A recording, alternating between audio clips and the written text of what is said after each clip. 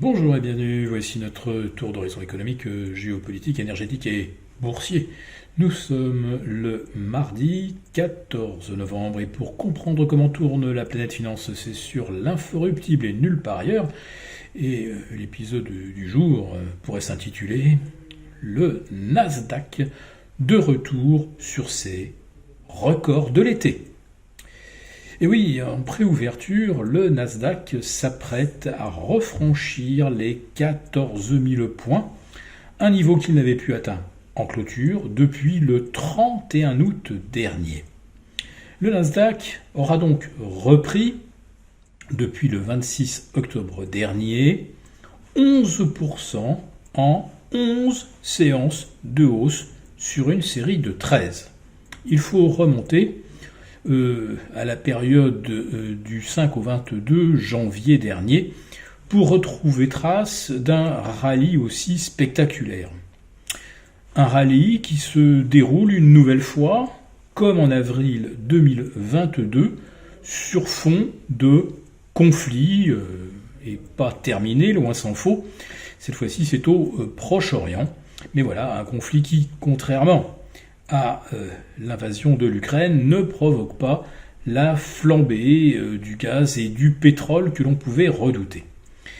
Et comme entre-temps, la Fed a laissé comprendre qu'elle allait marquer une pause durable sur ses taux d'intérêt, eh bien, c'est un véritable vent d'euphorie qui s'est emparé des marchés et qui donc fait fi du contexte géopolitique et des signaux de ralentissement qui s'accumulent. Tiens, le dernier en date nous vient de Chine.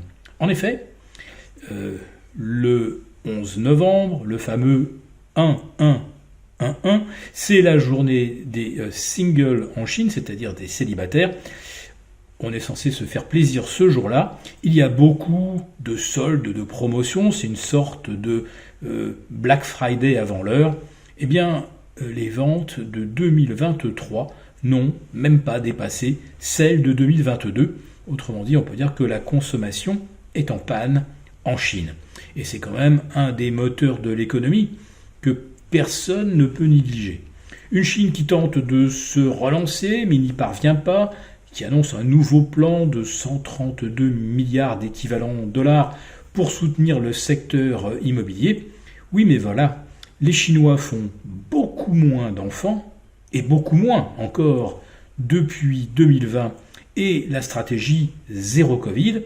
Donc là, est-on tenté d'acheter plusieurs biens immobiliers lorsqu'on en a les moyens en vue de loger sa nombreuse descendance? Et bien, quand il n'y a pas de descendance, du coup, on n'achète pas grand-chose, ou alors pour louer.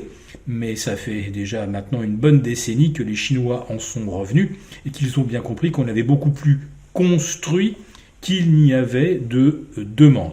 Alors si, bien sûr, il y a toujours de la demande dans le centre de Pékin, de Shanghai, de Xi'an, mais pour les villes de province, il y a un excès d'immobilier.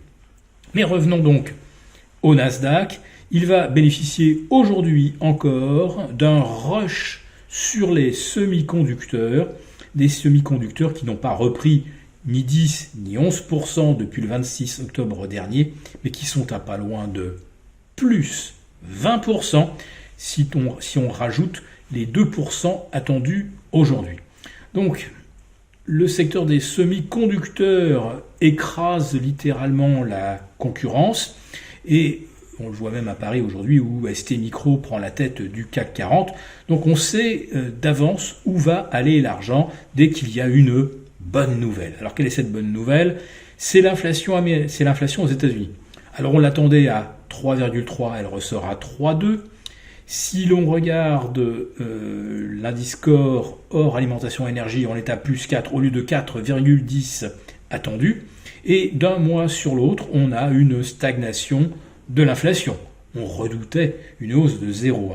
Mais voyez un petit peu une différence de 0,1 par rapport aux attentes d'il y a un mois. Et nous voici revenus au plus haut depuis le milieu de l'été sur le Nasdaq et au plus haut depuis le 22 septembre sur le S&P. Est-ce que une stabilisation de l'inflation n'a pas tout simplement été complètement surpayée?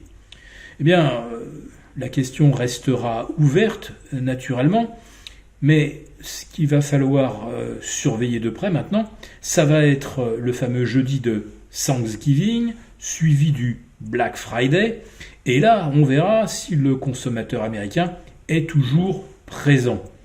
Si jamais, à l'image du consommateur chinois, il éprouve du mal à profiter des bonnes affaires, c'est que le moteur de la consommation est en train de s'arrêter.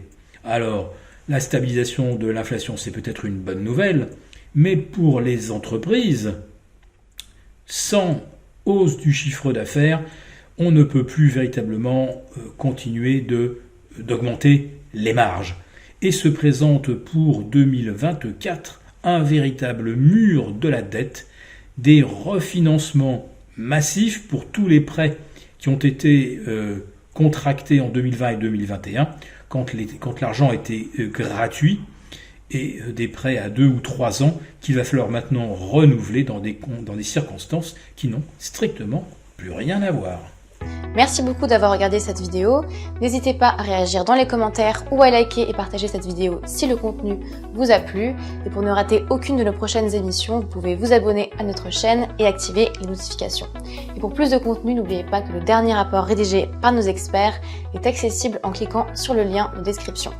On se retrouve tout de suite dans les commentaires et je vous dis à très bientôt pour une prochaine vidéo.